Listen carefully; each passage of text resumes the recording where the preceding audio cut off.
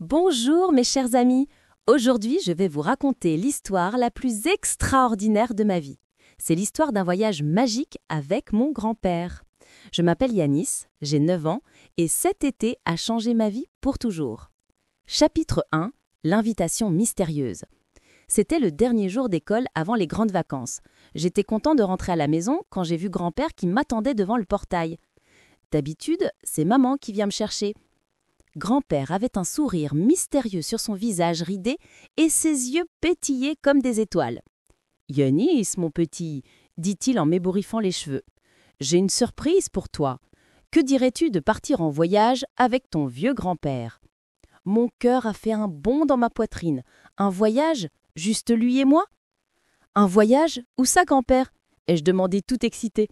Il a mis son doigt sur ses lèvres. C'est un secret. Mais je peux te dire que ce sera une aventure que tu n'oublieras jamais. Nous partons demain à l'aube. Prépare ton sac. Cette nuit-là, je n'ai presque pas dormi. Je me tournais et me retournais dans mon lit, imaginant 1000 destinations possibles.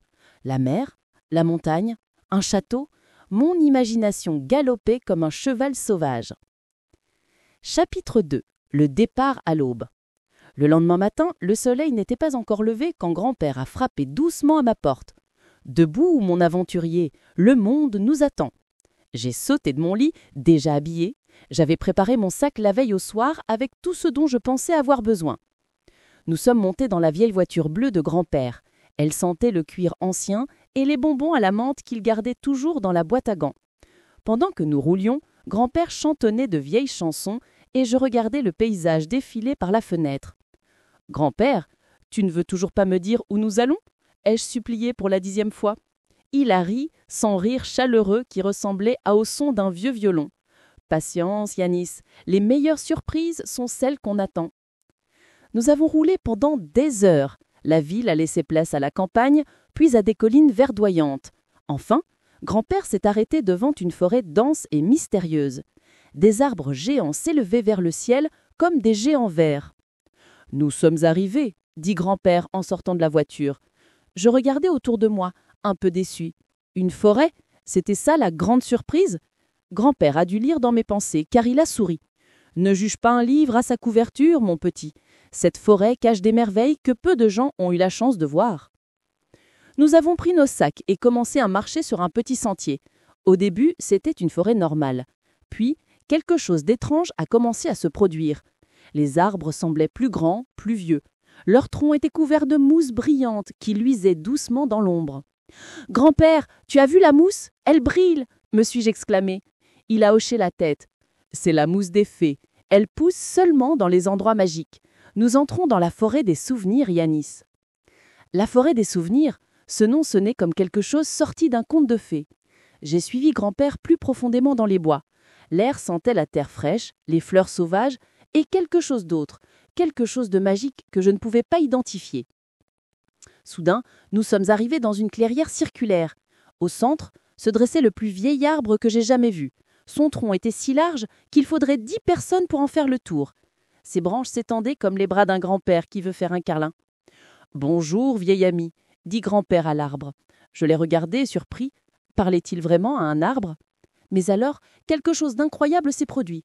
L'écorce de l'arbre a commencé à bouger, formant un visage avec des yeux, un nez et une bouche.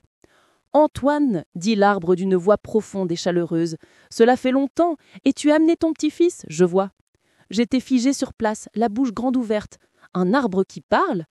Grand-père s'appelait Antoine ? Yanis, je te présente Sylvain, le gardien de la forêt, dit grand-père en posant sa main sur mon épaule.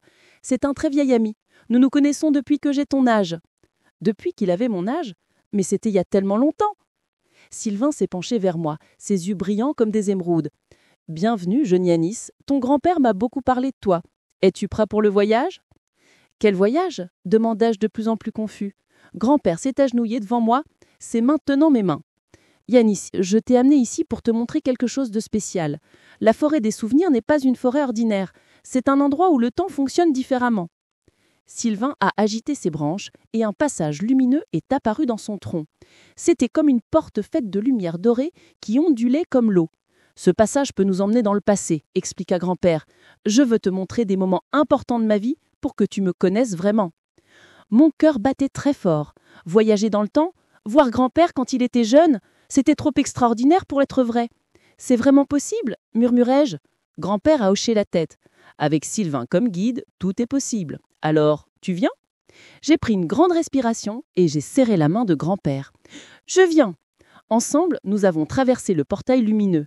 C'était comme plonger dans une cascade de lumière chaude. Mon corps picotait agréablement et j'ai fermé les yeux. Quand j'ai ouvert les yeux, nous étions toujours dans une forêt, mais elle était différente, plus jeune, avec des arbres plus petits. Et devant nous, jouant près d'un ruisseau, il y avait un petit garçon qui me ressemblait beaucoup. « C'était moi, grand-père », dit-il doucement. J'avais 8 ans. Regarde, le petit Antoine ramassait des cailloux dans le ruisseau et les examinait avec attention. Son visage était concentré, ses yeux brillants de curiosité.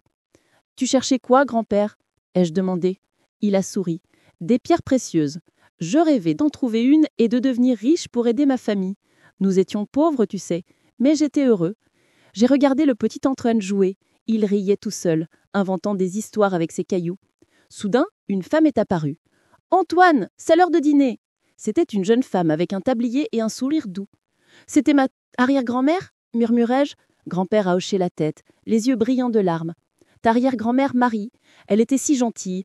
Elle me laissait rêver, même quand nous n'avions presque rien. » Le portail a scintillé à nouveau et nous nous sommes retrouvés dans une autre époque.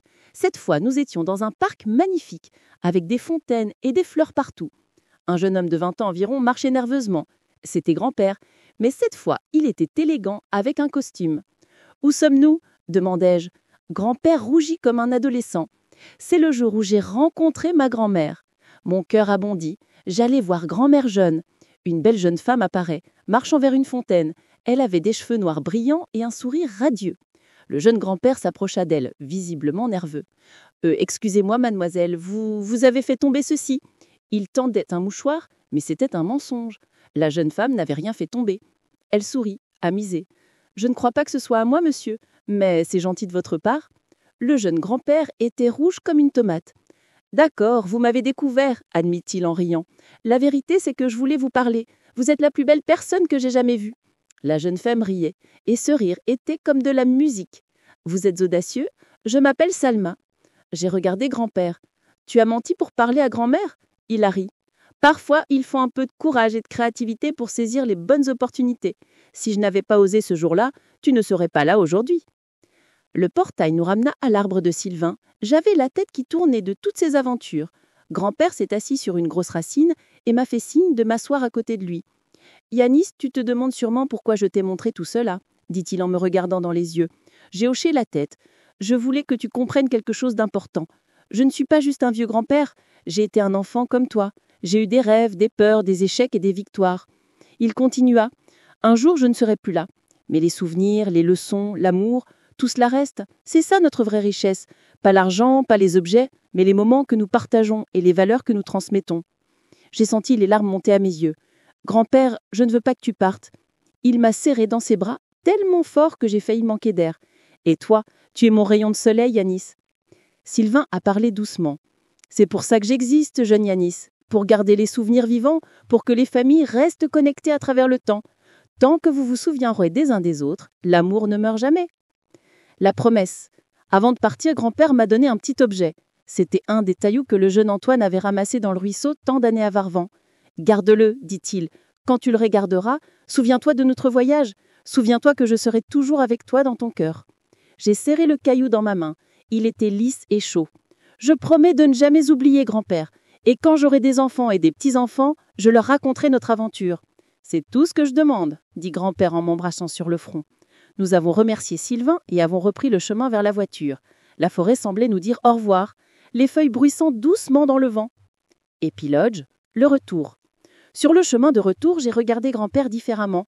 Il n'était plus juste mon grand-père qui me donnait des bonbons et me racontait des blagues. C'était un homme qui avait vécu tant de choses, qui avait connu la pauvreté, l'échec, l'amour et la réussite. « Grand-père, » dis-je en scindant, « tu es mon héros. » Ses yeux se sont remplis de larmes et il a dû s'arrêter sur le bord de la route. Il m'a serré tellement fort que j'ai failli manquer d'air. Et toi, Yanis, tu es mon rayon de soleil. Quand nous sommes rentrés à la maison, maman m'a demandé si j'avais passé un bon voyage. J'ai regardé grand-père et nous avons échangé un sourire complice.